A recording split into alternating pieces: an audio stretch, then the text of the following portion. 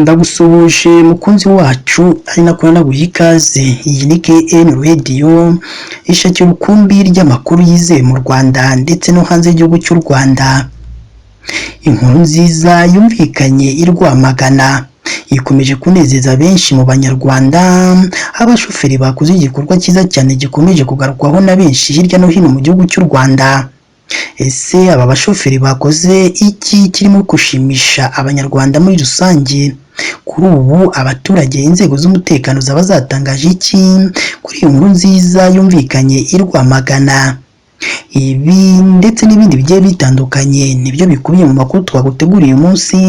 Icyakora icyo tugusaba nuko wadutera inkunga uyu munsi maze ukaramutse aya makuru yacu. Urabona ijambo subscribe cyangwa se abone, ntutukandaho n'akazugira kaza nako ntugasige nako tugakandaho. Icyo gihe uzaba ushimangiye yuko ugiye kujya uba uwa mbere mu kubona amakuru meza ya KN Radio tugenda tubagezaho umunsi ku wundi. Reka twitse gatoya ubundi tuze tubabwira byinshi kuri iyi nkuru nziza yumvikanye i Rwamagana ikomeje kunezeza abaturarwanda bose muri rusange ndetse n'abatuye muri aka karere ka Rwamagana. Reka nongere mbaye ikaze bakunzi ba KN Radio aho tubagezaho amakuru aba arimo aragenda avugirwa mu gihugu cy'u Rwanda ndetse no hanze y'igihugu cy'u Rwanda. Ni mu karere ka Rwamagana humvikanye inkuru nziza ikomeje gushimisha abanyarwanda muri rusange. Iyi nkuru nziza ikomeje gushimisha abanyarwanda yabaye nyuma y'umuganda rusange wabereye mu mudugudu wa Kabuye mu kagari ka Cyanya mu murenge wa Kigabiro akarere ka Rwamagana kuri uyu wa gatandatu tariki ya 28 Nzeri 2024, aho abashoferi bibumbiye mu itsinda ryitwa Rwamagana Drive bahaye ubwisungane abaturage batishoboye 100. Mu butumwa bwatanzwe na Gasana Ali uhagarariye abashoferi bavuka mu karere ka Rwamagana, yasabye abafite ubushobozi kuzirikana ko bafite umukoro wo gufasha bagenzi babo kugira ngo bagire ubuzima bwiza kandi buzira umuze. Mu kiganiro yagiranye n'itangazamakuru, Gasana Ali uyobora abatwara amakamyo babarizwa muri iryo tsinda bakomoka mu karere ka Rwamagana yavuze ko nyuma yo kwishyira hamwe mu rwego rwo guhuza imbaraga kugira ngo bikemurire bimwe mu bibazo, baniyemeje kujya bafasha abatishoboye batuye aho bavuka mu rwego rwo kubafasha kugira ubuzima bwiza.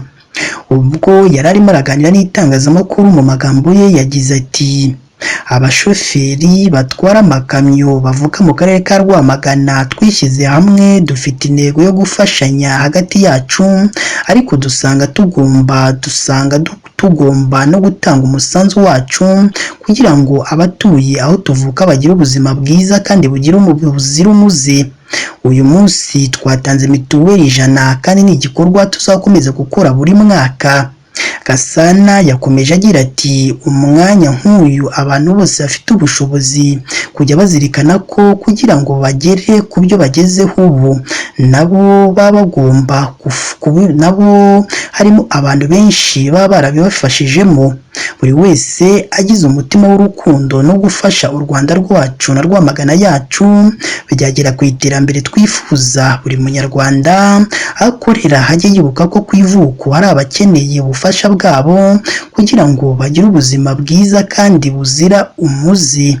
Gasana Ali uyobora abatwara amakamyo yambukiranya imipaka bavuka mu karere ka Rwamagana yasabye abahavuka kuzirikana ko abatishoboye bakeneye ubufasha bwabo.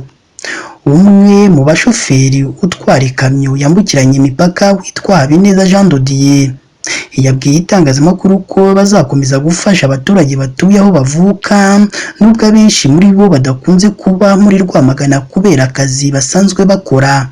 Mu magambo ye yagize ati: nubwo akenshi tuba turi mu kazi, twiyemeje kujya tugira uruhare mu gukora ibikorwa by'urukundo no gutanga ubufasha ku bavandimwe batishoboye. Mu izina ry'abahawe ubwisungane mu kwivuza, umuturage witwa Ingabire Salama utuye mu mudugudu wa Kabuye yavuze ko gufasha abaturage kubona ubwisungane mu kwivuza byagaragarije uburyo abashoferi bafite urukundo rwiza. Mu magambo ye yagize ati turishimye kubera ko aba bashoferi baduhaye mituweli. Iki gikorwa ni cyiza kuko iyo uyifite ntushobora kuremba ahubwo urarwara ukajya kwivuza.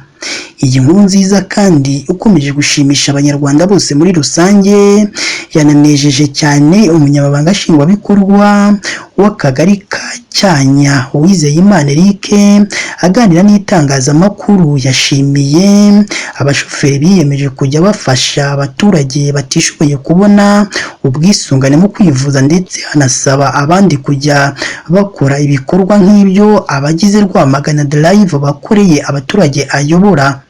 Umunyamabanga nshingwabikorwa w'akagari ka Cyanya Uwizeyimana Eric ubwo arimo araganira n'itangazamakuru yagize ati turashimira abashoferi bahaye abaturage bacu ubufasha, kuko hari umuturage usanga yananiwe kwishyurira mituweli biturutse ku bibazo yagize.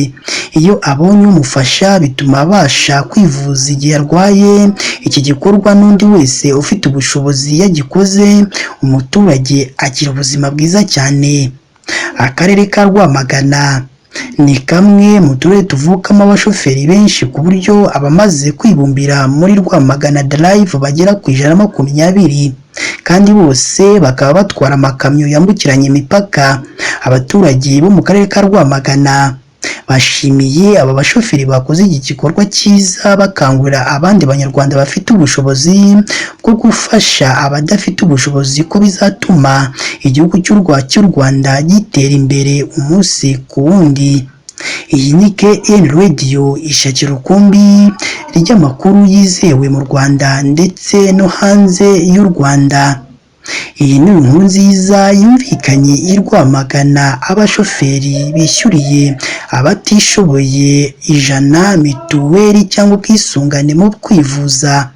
Abagiye batandukanye bongera gushimira aba bashoferi bagaragayeho uyu mutima mwiza, bakomeza kuvuga ko n'abandi bose bafite umutima mwiza wo kujya bafasha abatishoboye. Ni naha natwe dusoreje amakuru yacu uyu munsi.